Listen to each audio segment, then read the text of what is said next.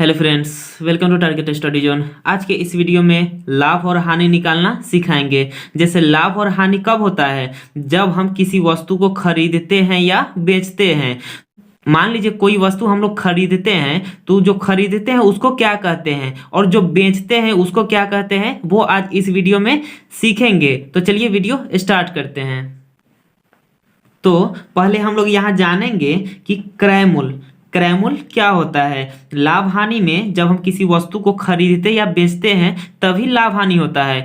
किसी वस्तु को अगर नहीं खरीदेंगे और नहीं बेचेंगे तो लाभ हानि कैसे होगा? इसलिए लाभ हानि निकालने से पहले हम लोग जानेंगे कि किसी वस्तु को खरीदते हैं या बेचते हैं तो उसको क्या कहा जाता है। तो यहाँ पहले क्रय मूल्य जानेंगे। क्रय मूल्य क्या होता है? क्रय मूल्य को इंग्लिश में कहते हैं कॉस्ट प्राइस।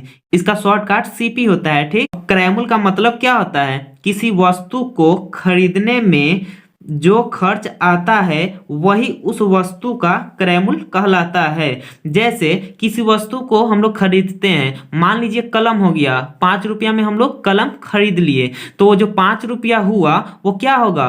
क्रय मूल्य कहलाएगा, यानी कॉस्ट प्राइस कहलाएगा। ठीक, तो क्रय मूल्य तो आप लोग समझ गए कि किसी वस्तु को हम लोग जो खरीदते हैं, जो खर्च में खरीदते हैं, जो खर्च आता है खरीदने में, वही उस वस्तु का क्रय मूल्य कहलाता है। अब जानेंगे कि किसी वस्तु को हम लोग बेचते हैं उसको क्या कहा जाता है। तो चलिए आगे उसको भी समझ लेते हैं।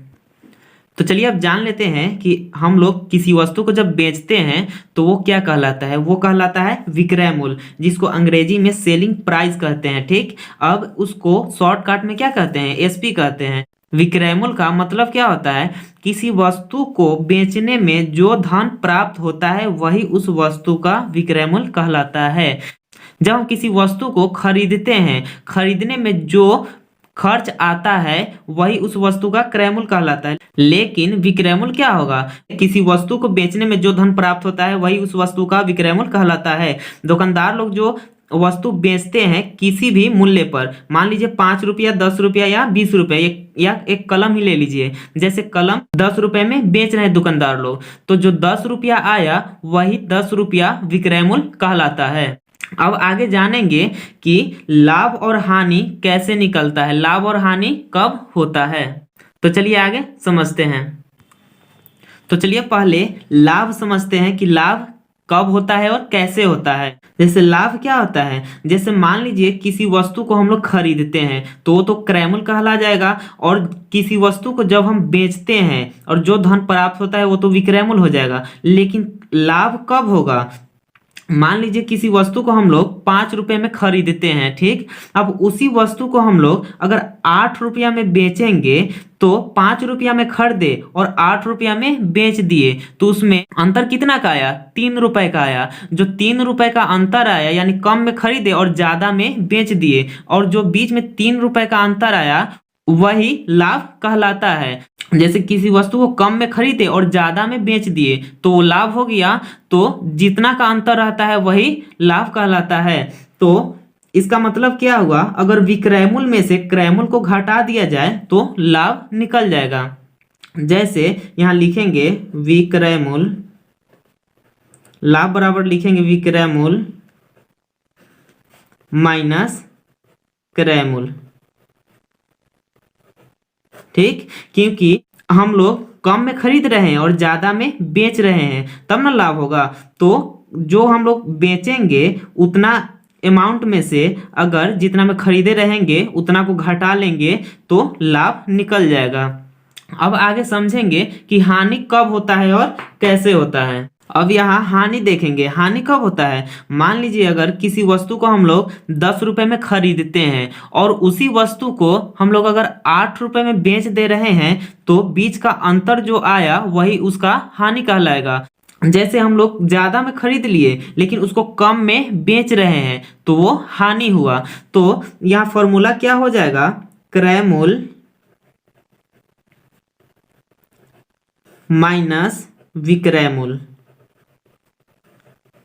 इसका फॉर्मूला हो जाएगा हानि बराबर क्रय मूल्य माइनस विक्रय मूल्य। क्योंकि हम लोग ज्यादा में खरीद रहे हैं और कम में बेच रहे हैं तो वो हानि होगा।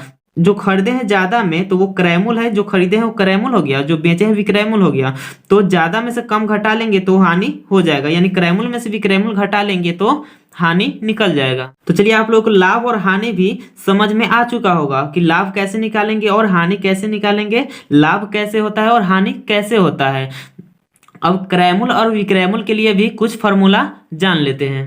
क्रयमूल निकालने के लिए यहाँ फॉर्मूला देख लेते हैं। क्या है क्रयमूल? क्रयमूल बराबर क्या है? विक्रयमूल प्लस हानि, यानी विक्रयमूल और हानि को जोड़ देंगे तो क्रयमूल निकल जाएगा। या इसका दूसरा फॉर्मूला क्या है? विक्रयमूल माइनस लाभ, यानी विक्रयमूल में से घटा देंगे लाभ को तो क्या निकल कर आ जाएगा? क्रयमूल निकल कर आ जाएगा। उसी तरह अब विक्रयमूल बराबर देखेंगे। विक्रयमूल के लिए क्या होता है फॉर्मूला? क्रयमूल प्लस लाभ, यानी क्रयमूल और लाभ को जोड़ देंगे तो विक्रयमूल निकल कर आ जाएगा। या इसके लिए दूसरा फॉर्मूला क्या होता है कि क्रयमूल माइनस हानि, यानी क्रयमूल में से हानि को घटा देंगे तो विक्रयमूल निकल कर आ जाएगा। अब इसके आगे देखेंगे कि लाभ परसेंटेज और हानि परसेंटेज निकालने के लिए क्या फॉर्मूला होता है। तो यहाँ लाभ परसेंटेज निकालने के लिए क्या है फॉर्मूला? लाभ बटा क्रयमूल गुना 100, यानी लाभ जो दिया रहेगा क्वेश्चन में ऊपर लिख लेंगे और बटा के नीचे क्रयमूल लिखेंगे और उससे 100 से गुना करेंगे तो लाभ परसेंटेज निकल कर आ जाएगा। ठीक उसी तरह अब यहाँ हानि परसेंटेज है। हानि परसेंटेज निकालने के लिए क्या करेंगे? हानि अगर दिया रहेगा क्वेश्चन में तो हानि ऊपर लिख देंगे, बटा में के नीचे क्रयमूल, यानी हानि बटा क्रयमूल गुना 100 है। तो हानि जो दिया रहेगा क्वेश्चन में हानि ऊपर लिख लेंगे और बटा के नीचे क्रयमूल लिखेंगे और उसी को 100 से अगर गुना कर देंगे तो हानि निकल कर आ जाएगा। तो चलिए इसी प्रकार आप लोग लाभ हानि और क्रयमूल विक्रयमूल निकालना सीख चुके होंगे। आई होप कि इस वीडियो में आप लोग अच्छे से समझे होंगे। अगर आप इस चैनल पर नए हैं तो चैनल को सब्सक्राइब करें। अगर ये वीडियो आपको अच्छी लगी तो वीडियो को लाइक जरूर करें। Thank you.